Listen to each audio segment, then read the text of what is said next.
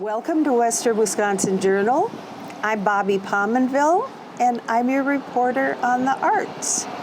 And today we're in a garden, and we're at a fabulous site. And I shouldn't mention this, but it's over 90 degrees. But we're on our rockers on the front porch of the Octagon House. Now I want to welcome to the show Julie Lesher. She's co-president of the St. Croix County Historical Society with Wayne Hout. And I do know he's a busy guy around here too. Yes. Now, I looked it up. The Octagon House was built in 1855 by John Moffat.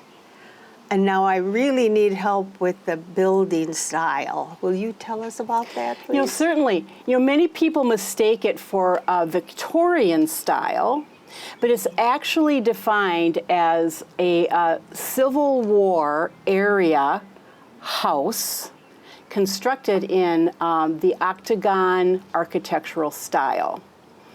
Wow. Yes, and it has some Greek Revival and Italianate features that are also details of the house that you can find. And it's very unusual. It is unusual. The Moffat family came here from, I believe, upstate New York. You see a lot more of this octagon-shaped house on the East Coast. Oh, I didn't know that. Yeah, yep. It's very, very interesting. Yeah.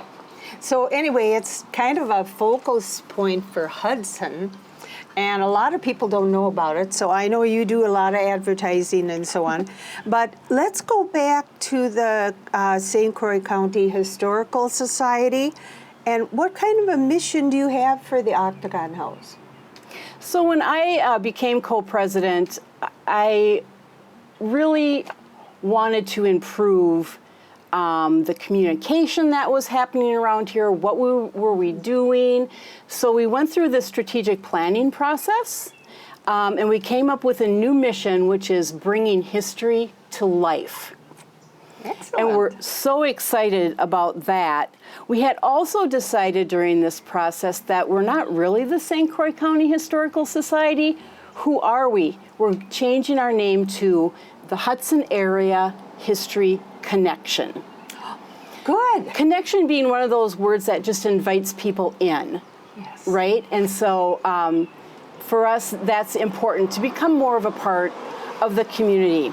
We also came up with, in addition to a new mission, some value words that we feel are very important. We want to be engaging, we want to be creative, we want to be vibrant, and to truly be stewards of our history. People that care about what this is, what we have, so that we can carry it on to future generations. Very, very important. And then as part of, our vision, it's a big one, so I'm going to read it. Okay.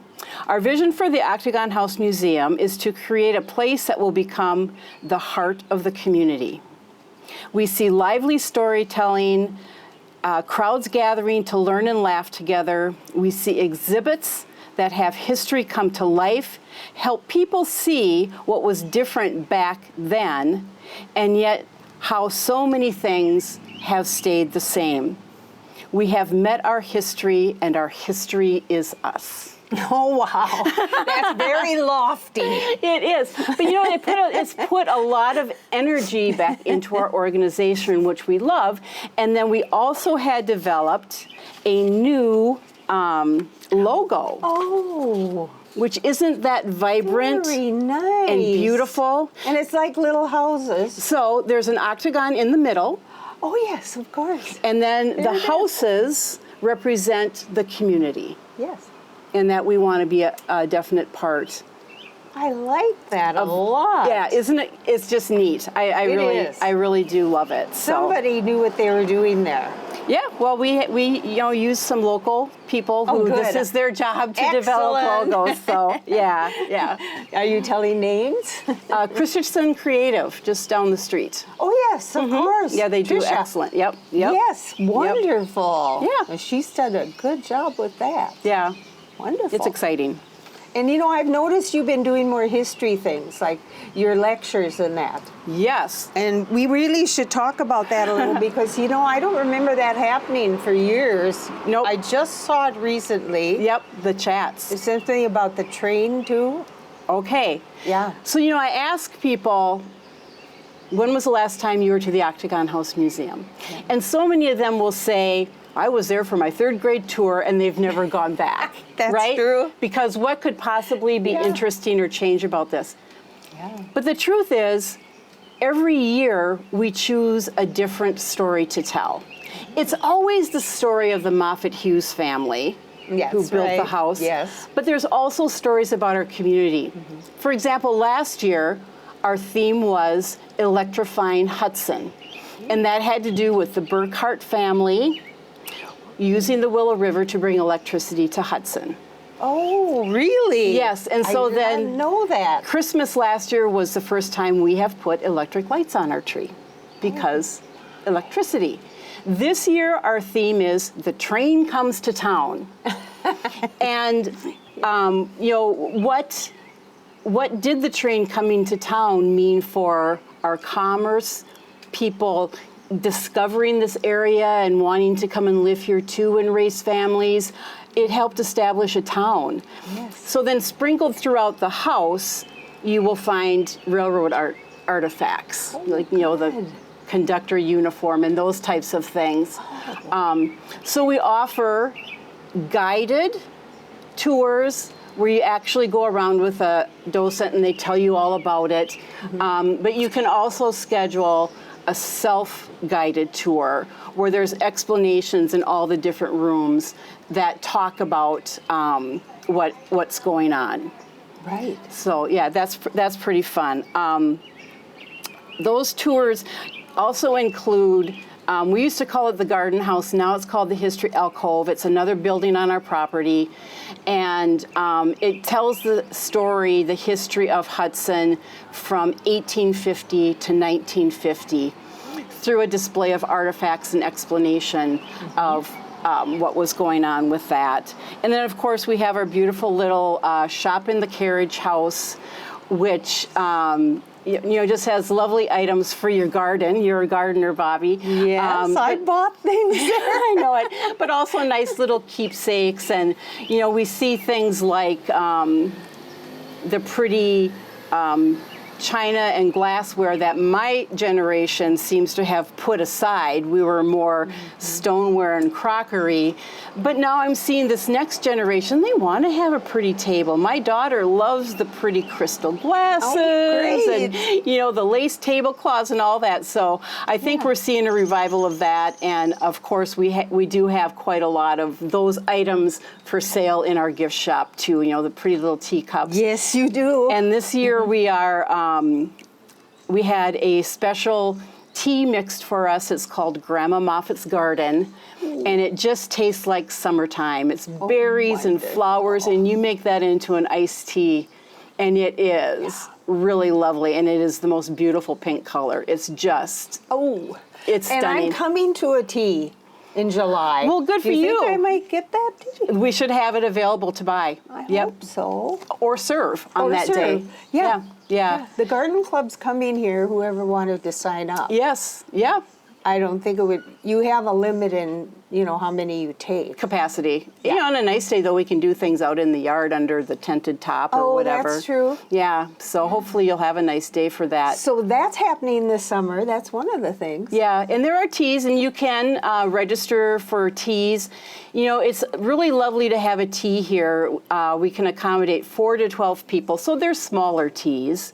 But certainly, you know, if you had a small bridal shower or a wedding shower or a small birthday gathering with girlfriends. My next book club that it's going to be my turn to host, I would love to have a tea out in the carriage house and that would be nice. Yeah, and read some nice historic books. So I'm really hoping that can happen. Yeah. So that's the shop. Of course, the yard is open to the public at all times. I love the gardens. You know, here. it's lovely. It's nostalgic, and we had an exact replica of the previous pergola built and installed out in our back garden, and you'll see that when you walk around with Christine. And it's just lovely. So, I mean, there's beautiful places to sit quietly. We have seen all kinds of, wildlife walk through the yard here. Oh, I bet. Yeah, even the deer. We're in the middle of town. Why are the deer here? So the gardens are open. We have a summer market every Tuesday from 3 to 6 o'clock in the afternoon. At that time, the house is also open for self-guided tours. Right. But the summer market is really, it's pretty because it's in the shade of the trees and nice. There's live music. A number of vendors with everything from fruits and vegetables, meats, teas, preserves, honey.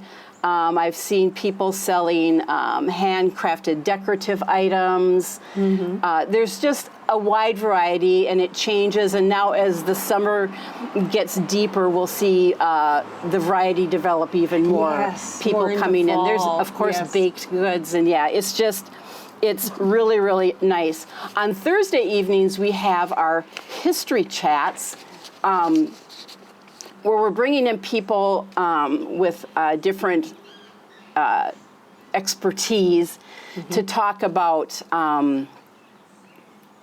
like bridge structure in the area or the railroad coming to town. Right. I think that man is actually talking this evening on Really? this day in June that we're filming this. So yeah, and you can of course go online and find out which Thursday evenings those are. I believe it's $10, and we need to have tickets for people to attend because, again, limited space. The house isn't really big. Oh, you're saying it's inside? It's inside, in the parlor, and it's air conditioned. Oh, Yeah, I didn't know that. yeah, and in the winter it's heated. Well, isn't that nice? It is really nice, and it's going to be a variety of topics. So go to our website and look that up. You can also schedule a historic 3rd Street tour that you go down this beautiful street, and it will talk about who built these houses, the impact on not only our community, but what they did to the state and even national level. I mean, these were some really amazing people who lived in this little town and started this little town. So that is the 3rd Street walking tour. We talked about the teas. There is also a historic Hudson pub crawl, right? It's a 3-hour tour, and you go to different establishments downtown, learn about history while you enjoy your beverage.